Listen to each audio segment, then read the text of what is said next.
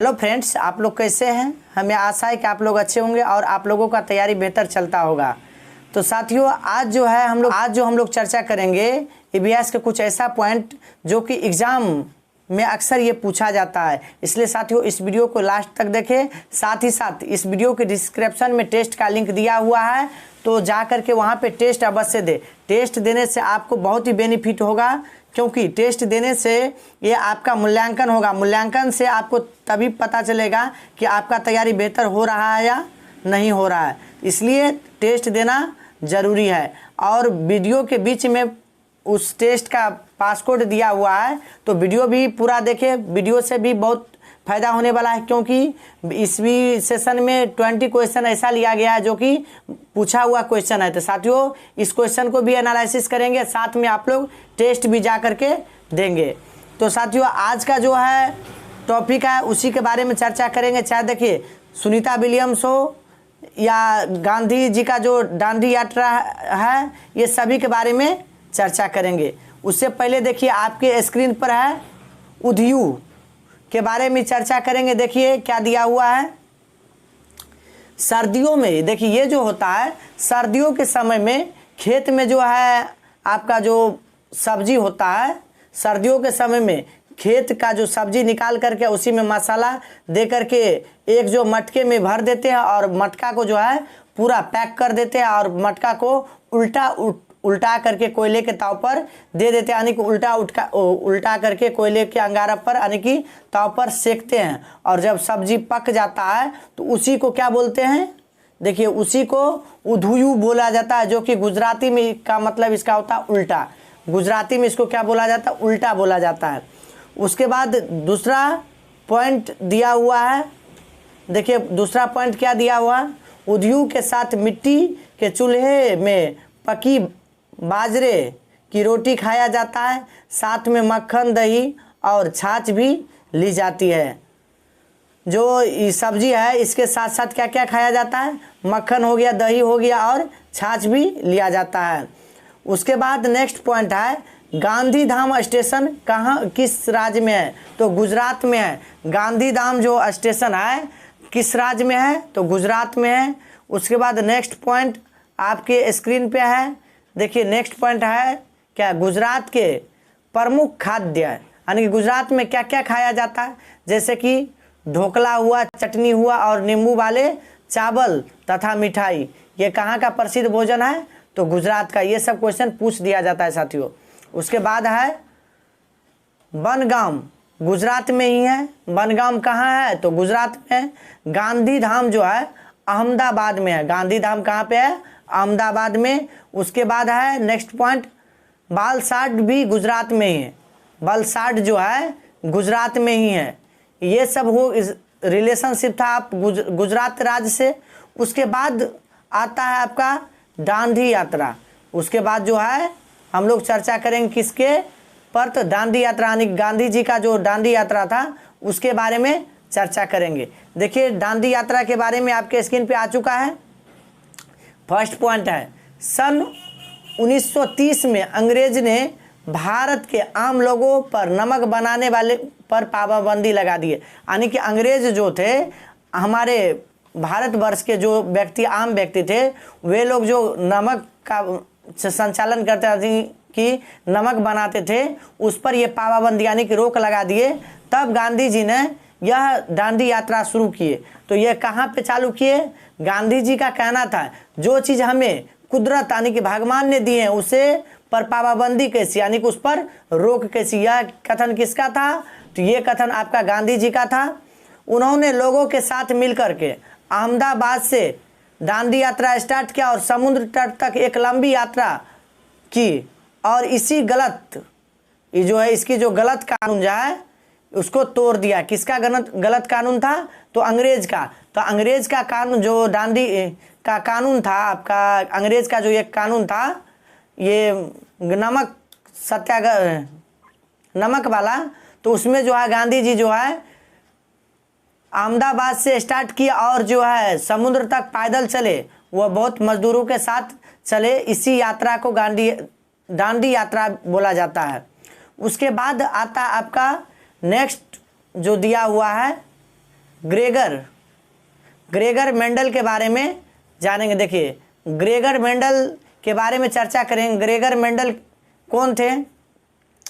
देखिए Gregor Mendel का जन्म जो है एक गरीब किसान के परिवार में 1822 ईस्वी में हुआ था। इन्होंने जो है एक मटर के पौधे में पर 7 साल तक लगातार मठ के बगीचे में लगभग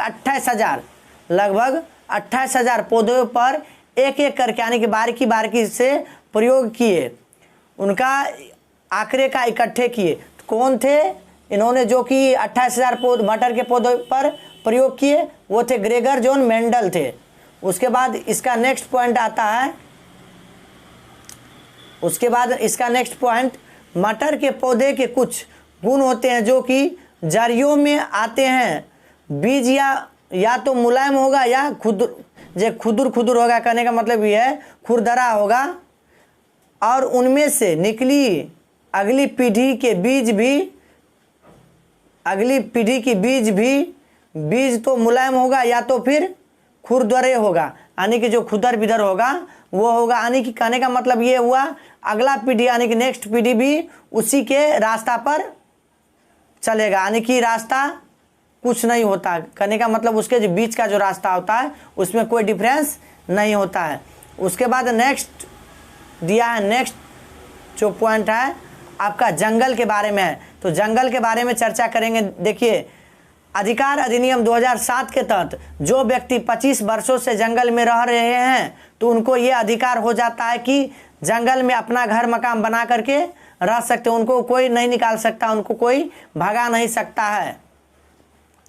उसके बाद जो है जंगल का संरक्षण वहाँ की ग्राम सभा करती है, यानी कि जो व्यक्ति वहाँ पे रहते हैं, जो सब रहते हैं, उसका जो है जंगल का रखवारा उसी को कहा जाता है, यानी कि उसको देखरेख के अंतर्गत रखा जाता है। उसके बाद है खानों की खुदाई, बांधों का निर्माण करने में जंगल खत्म होते जा रहा है। ये तो आप भली भांति जानते हैं कि यदि सड़क बनाते हैं तो भी जंगल को कटाई होता है, लेकिन जंगल को नहीं काटना चाहिए। जंगल को काटने से हम ही लोग को परेशानी होता है, क्योंकि जितना जंगल रहेगा उतना जो है हम लोगों को शुद्ध वायु मिलेगा। शुद्ध वायु नहीं मिलेगा, ऑक्सीजन नहीं मिलेगा तो हम लोगों को विनाशकारी दिन भी आ सकता है। इसलिए साथियों जंगल को बचाए रखिए। जो भी व्यक्ति है कम से कम एक पौधा तो साल में एक बार जरूर लगाइए, प्रत्येक परिवार से प्रत्येक व्यक्ति, तभी जाकर के हमारा वातावरण सही रहेगा। उसके बाद आता है परिवार। देखिए परिवार के बारे में क्या है, एकल परिवार में माता पिता और उनके बच्चे रहते। एकल परिवार का मतलब में थोड़ा बहुत आदमी रहते हैं। उसके बाद संयुक्त परिवार में दादा दादी, चाचा चाची, नाना नानी या मामा मम्मी, मौसा मौसी सब रहता है। ये सब हो जाता है संयुक्त परिवार। उसके बाद साथियों आता है बछेंद्री पाल के बारे में जानेंगे, जो कि बार बार क्वेश्चन इसमें से पूछ लिया जाता है। देखिए बछेंद्री पाल के बारे में चर्चा करेंगे। बछेंद्री पाल कौन थी? बछेंद्री पाल जो है भारत की पहली एवं विश्व की 5वीं महिला थी जिन्होंने माउंट एवरेस्ट की चोटी पर चढ़ाई की। ये जो बछेंद्री पाल थी जो कि विश्व की 5वीं और भारत की पहली महिला थी जो कि माउंट एवरेस्ट पे चढ़ी, यानी कि माउंट एवरेस्ट जो है पहाड़ है उस पर वह चढ़ी। बछेंद्री पाल जो है बचपन में एक पिकनिक में गई थी तो उन्होंने 4,000 मीटर ऊंचाई पर की चोटी पर वह चढ़ गई थी। तब उसका जो एज था लगभग 12 वर्ष ही हुआ था, यानी कि 12 वर्ष के एज में पिकनिक मनाते समय उसी के दिन उन्होंने 4,000 मीटर ऊंची चोटी पर चढ़ गई थी। ये जो है उत्तराखंड के गढ़वाल एरिया में क्या नाकुरी गांव में हुई थी। इसका जो जन्म हुआ था कहाँ हुआ था? उत्तराखंड के गढ़वाल एरिया में नाकुरी गांव में बड़ी हुई। ये जो बड़ी हुई कहाँ हुई? नाकुरी गांव में। इन्होंने नेहरू इंस्टीट्यूट ऑफ ली। उसके बाद नेक्स्ट पॉइंट है इनके गाइडर, इनका जो गाइड करने वाला यानी देख रेख करने वाला जो थे वह कौन थे? ब्रिगेडियर ज्ञान सिंह थे। इनका बछेंद्री पाल का जो गाइडर थे, गाइडर ब्रिगेडियर ज्ञान सिंह थे। उसके बाद नेक्स्ट पॉइंट आता है 1994 में माउंट एवरेस्ट में जाने वाले टीम मेंबर बनी। ये जो है 1994 में माउंट एवरेस्ट पर जाने वाली यानी कि जाने वाला का जो समूह होता है उसका टीम मेंबर बनी। उसके बाद नेक्स्ट पॉइंट है कि 17 मई के दोपहर 1:07 पर अपना पहला कदम 8,848 मीटर ऊंची चोटी यानी कि माउंट एवरेस्ट पर रखी। 1:07 पर 23 मई दोपहर 1:07 पर पहला कदम, जो कि उसका ऊंचाई कितना था 8,848 मीटर ऊंची थी, कहाँ का जो माउंट एवरेस्ट पर रखी। इसके साथ एक और मेंबर गई थी। ये एक साथ कदम नहीं रख पाई क्योंकि वहाँ जगह नहीं थी, तो पहले उन्होंने अपना कदम रखा, बाद में उनका सिर झुकाया और झंडा फहराया, तस्वीर ली। जो ये जो था पहले अपना कदम रख करके सिर झुका करके और झंडा फहराया। उसके बाद नेक्स्ट पॉइंट दिया हुआ है, माउंट एवरेस्ट को नेपाल में सागर माथा भी कहते हैं। माउंट एवरेस्ट है उसको नेपाल में क्या कहा जाता है, सागर माथा बोला जाता है। तो साथियों इस वीडियो के डिस्क्रिप्शन में जो है टेस्ट का लिंक दिया हुआ है, उसका पासकोड इसी वीडियो में दिया हुआ है। तो आप लोग इस वीडियो को पूरा देखें, तब ये जा कर के आपको ये पता चलेगा कि आप लोगों का तैयारी कितना बेहद हो रहा है या नहीं हो रहा है। टेस्ट तो ज़रूर दीजिए, टेस्ट देने से ही आपका मूल्यांकन होगा। उसके बाद हम नेक्स्ट वीडियो में चर्चा करेंगे कर्नल मलेश्वरी के बारे में और सब जो है सुनीता विलियम्स के बारे में, जो मोस्ट वीवीआई क्वेश्चन ये सब निकलता है, इस सब के बारे में नेक्स्ट वीडियो में चर्चा करेंगे। अब जो है कुछ क्वेश्चन लिए हैं जो कि 20 क्वेश्चन है, इसी क्वेश्चन पर आप एनालिसिस करेंगे। तो आप लोग सभी जितना भी साथी जुड़े हैं लास्ट तक वीडियो को देखेंगे, तभी आपको ये पता चलेगा नहीं आपका तैयारी कितना हुआ। साथ साथ में मूल्यांकन भी करते चलेंगे, यानी कि ABCD जो भी ऑप्शन है वह कमेंट बॉक्स में कमेंट करेंगे कि सर ये ऑप्शन सही जा रहा है या ये ऑप्शन होगा। तो चलते देखिए, फर्स्ट नंबर का क्वेश्चन आपके स्क्रीन पे आ चुका है कि फर्स्ट नंबर में दिया है डॉट डॉट यानी कि डैश के लिए मछली घर हवा वाला पंप। कहने का मतलब ये हुआ मछली किसके लिए, मछली का जो घर होता है उसमें हवा वाला पंप रखा जाता है। फर्स्ट नंबर का ऑप्शन है पानी को साफ करने के लिए, जलीय पौधा को अधिक कार्बन डाइऑक्साइड उपलब्ध कराने के लिए, तीसरा अधिक ऑक्सीजन को पानी में घुलने देने के लिए, चौथा है मछली घर को शोभा बढ़ाने के लिए। तो साथियों जल्दी जल्दी आप लोग कमेंट कीजिए कौन सा ऑप्शन सही होगा। देखिए जल्दी जल्दी कमेंट कीजिए। देखिए फर्स्ट नंबर का ऑप्शन तो नहीं होगा, सेकंड भी नहीं, लेकिन थर्ड नंबर का क्वेश्चन देखिए, ऑक्सीजन को पानी में जो घुलने के लिए जो कहता है, जिससे जो है मछली अधिक समय तक वह जिंदा रहेगा, इसलिए इसका यूज होता है। इसलिए इसका सही ऑप्शन जो होगा सी होगा, इसलिए इसका जो आंसर सी होगा। तो साथियों नेक्स्ट नंबर का क्वेश्चन आपके स्क्रीन पे आ चुका है। देखिए सेकेंड नंबर का जो क्वेश्चन है, पर्यावरण अध्ययन के संदर्भ में बोझ के बिना सीखना क्या बताता है।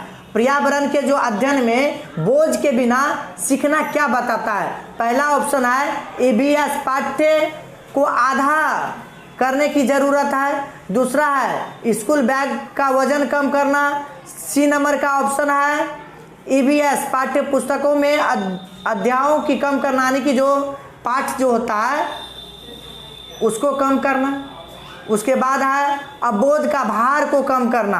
तो साथियों जल्दी जल्दी आप लोग कमेंट कीजिए इसका ऑप्शन कौन सा होगा। देखिए इसका जो सही ऑप्शन होगा यानी कि अबोध का जो भार होता है उसको कम करने की जरूरत होता है, यानी कि ऑप्शन नंबर डी सही होगा।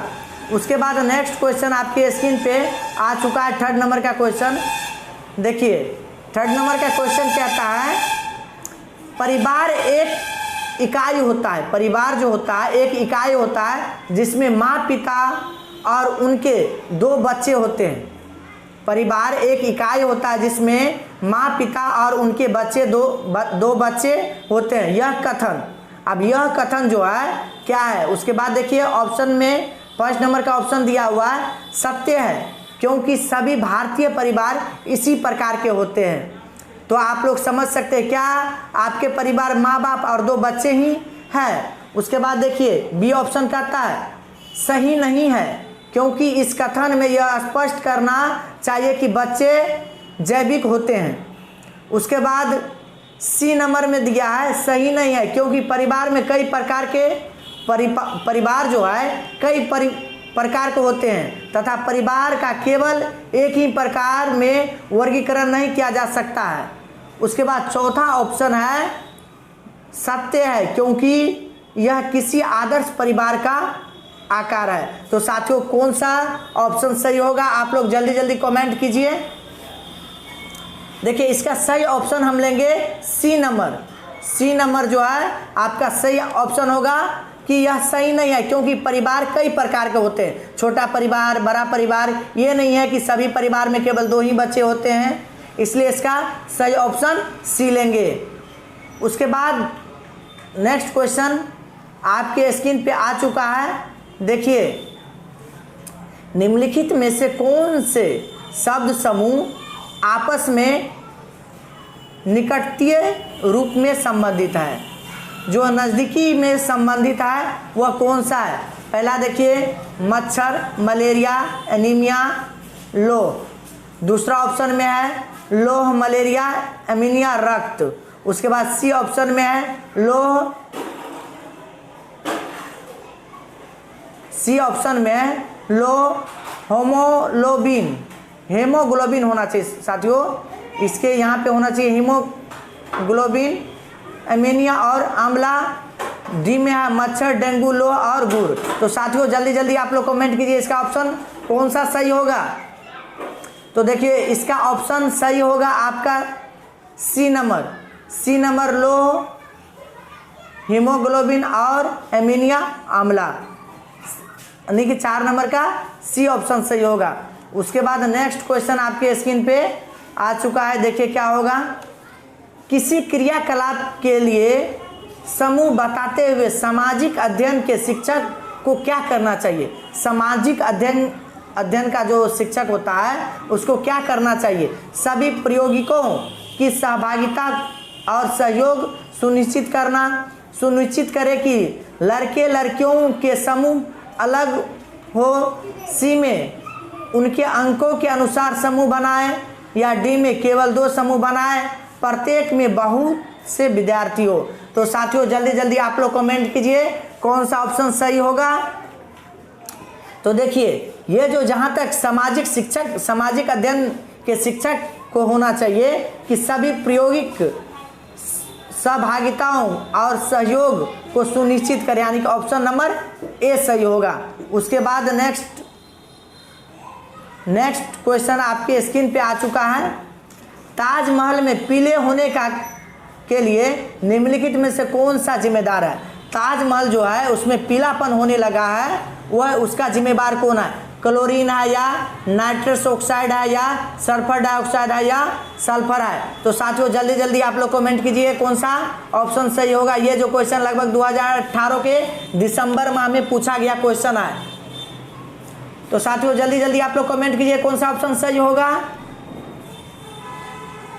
देखिए इसका सही ऑप्शन होगा सल्फर डाइऑक्साइड, यानी कि सी नंबर का ऑप्शन इसका सही होगा। उसके बाद नेक्स्ट क्वेश्चन आपके स्क्रीन पे आ चुका है कि निम्नलिखित पक्षियों में से कौन काफी हद तक अपनी गर्दन को पीछे तक घुमा लेती है। ऐसा कौन सा पक्षी है जो कि अपना गर्दन जो है पीछे यानी पूरा पाछे तक घुमा लेता है। पहला ऑप्शन है कोयल, मैना, उल्लू और कोई कौआ। तो साथियों जल्दी जल्दी आप लोग कमेंट कीजिए कौन सा ऑप्शन सही होगा। ABCD में से कौन सा ऑप्शन सही होगा, जल्दी जल्दी कमेंट कीजिए।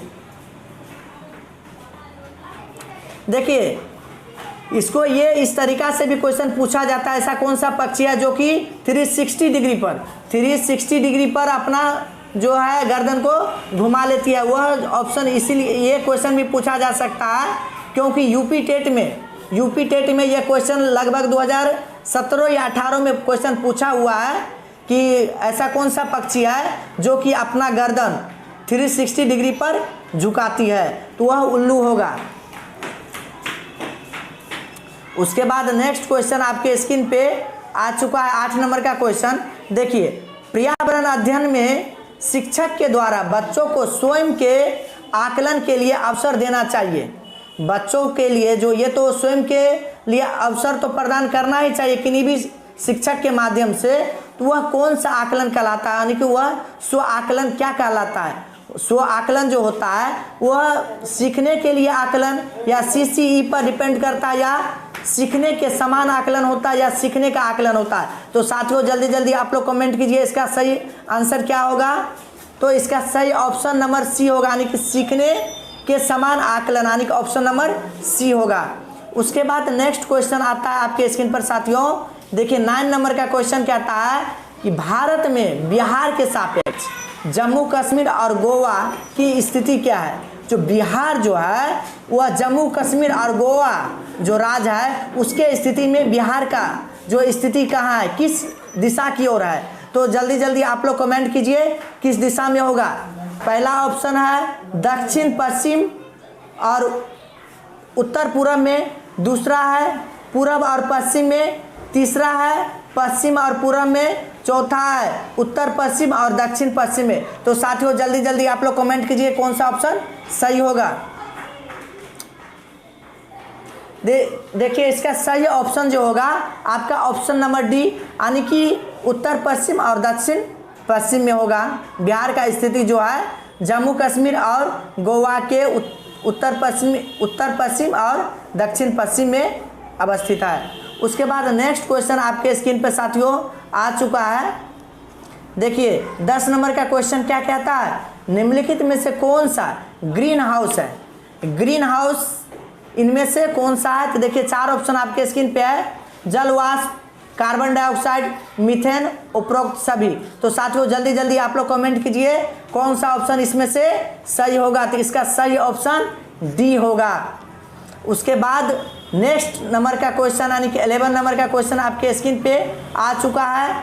देखिए क्या क्वेश्चन ये है कि एक कक्षा में औसत से कम वाले 4 विद्यार्थी है, यानी जो एवरेज होना चाहिए उससे कम 4 विद्यार्थी है, उन्हें अन्य विद्यार्थियों के समान होने के लिए निम्नलिखित में से कौन सी व्यूह रचना सबसे प्रभावी होगी।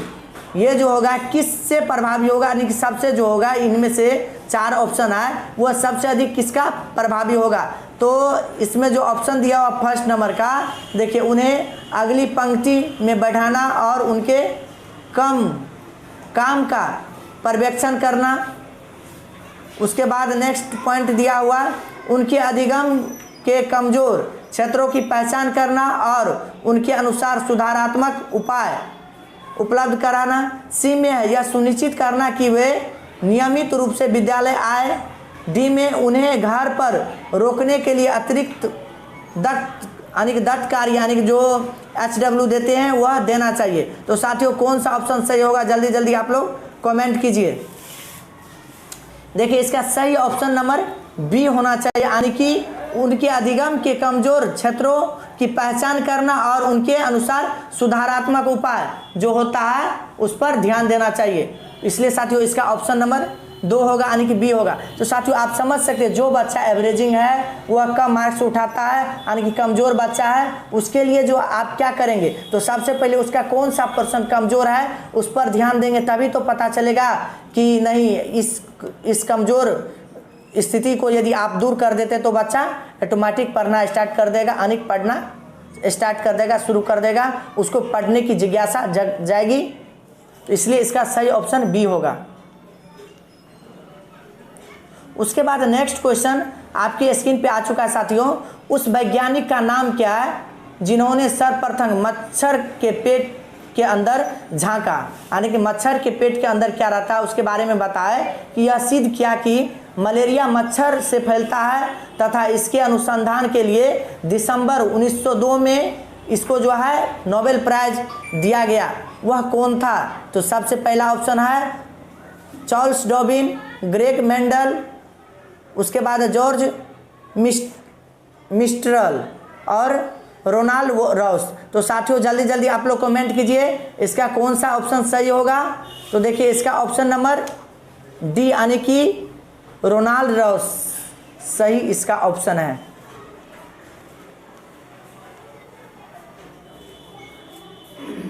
उसके बाद इस 13 नंबर का जो क्वेश्चन आता है, मानव के पेट में अमाशय रस की प्रकृति होती है, कैसा होता है? वह भोजन को पचाने में सहायता करता है। पहला ऑप्शन है जो होता है क्षारीय होता है, या उभयधर्मी होता है, या उदासीन होता है, या अम्लीय होता है। तो साथियों जल्दी जल्दी कमेंट कीजिए, जो मानव में जो अमाशय रस होता है वह किस प्रकृति का होता है? क्षारीय होता है कि उभयधर्मी होता है, या उदासीन होता है, या अम्लीय होता है? जल्दी जल्दी आप लोग कमेंट कीजिए कौन सा ऑप्शन सही होगा। तो साथियों जैसे कि आप जानते हैं कि मानव की पेट की जहाँ तक बात है तो यह अम्लीय होना चाहिए। ऐसा अम्लीय होगा तब ये तो हम लोग जो भोजन करते उसको घुलाएगा, यानी कि वह पचाएगा, यानी तोड़ तोड़ करके छोटा बनाएगा, तो वह अम्लीय होगा, यानी ऑप्शन नंबर डी होगा। उसके बाद नेक्स्ट क्वेश्चन आपके स्क्रीन पे आ चुका है। देखिए, रात में जागने वाले जानवर हर चीज़ को क्या देखते हैं? जो रात में जो जानवर जागते हैं वो हर चीज़ को किस कलर में देखते हैं? तो वह हरा रंग में देख सकते हैं, या केवल काली सफ़ेद में देखते हैं, या केवल हरे रंग में देखते हैं, या केवल लाल में देखते हैं? तो साथियों जल्दी जल्दी आप लोग कमेंट कीजिए कौन सा ऑप्शन सही होगा। तो साथियों ये जो होता है, जो जानवर दिन में देखते हैं यानी कि जागते हैं, वो तो लगभग कुछ कलर को भी देख पाते हैं, लेकिन जो जानवर रात में जगते हैं वह केवल जो है आपका ब्लैक एंड वाइट यानी कि काली और सफ़ेद में ही देख पाते हैं। इसलिए इसका ऑप्शन नंबर बी सही होगा, यानी कि बी सही होगा, केवल वाइट एंड ब्लैक। उसके बाद नेक्स्ट क्वेश्चन आपके स्क्रीन पर आ गया है 15 नंबर का क्वेश्चन। प्राथमिक कक्षा में पर्यावरण अध्ययन पढ़ाने के लिए निम्नलिखित में से कौन सा उद्देश्य संबंधित नहीं है, यानी कि निगेटिव है? तो साथियों आप क्वेश्चन पर ध्यान दीजिएगा, जब निगेटिव आ जाता है तो यहाँ पे जरूर ध्यान दीजिएगा निगेटिव पॉजिटिव पे। देखिए पहला ऑप्शन आपके स्क्रीन पे है, भौतिक और सामाजिक परिवेश के प्रति संवेदनशीलता विकसित करना, विज्ञान के आधारभूत प्रत्ययों एवं सिद्धांतों को रटकर याद कर लेना, पर्यावरण को खोजने का अवसर प्रदान करना, सी में अवलोकन, मापन, भविष्य कथन और वर्गीकरण जैसे कौशलों पर विकास करना। तो साथियों जल्दी जल्दी आप लोग कमेंट कीजिए कौन सा ऑप्शन सही होगा।